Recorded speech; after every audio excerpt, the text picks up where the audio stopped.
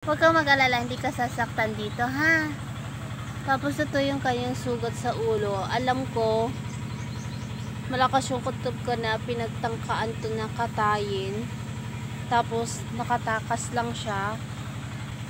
Sa ngayon, simula nung lagi na namin pinapakain dito, hindi na umalis dito sa bahay. Tapos, ayan, mabait siya. Tapos napagkamala ng iba na asong ulol, pero hindi ako naniniwala na asong ulol to kasi ang lakas ng kutob ko na sinaktan siya.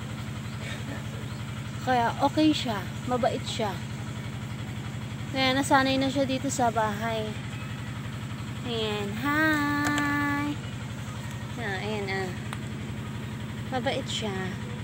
Tapos yung sugat, hindi dati kasi malalim talaga yan. Tapos hindi ko talaga maggamot kasi hindi ko siya malapitan noon. Kaya ngayon, sobrang amo niya na dito sa bahay, nahahawakan na. Kaya doon sa nagtangka na katayin itong aso na to. So, swerte na lang talaga na nakatakas to. Nawala na yung kanyang trauma. Dati, kapag nakikita ako, lumalayo talaga siya. Ayaw niya yung may nakikita siyang tao.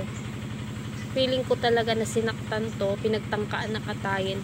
Tapos yung sugat, ayan, gumagaling na. Dati talaga, sobrang lalim yan. Sana ay maging okay na nga siya, tuluyan na siyang gumaling.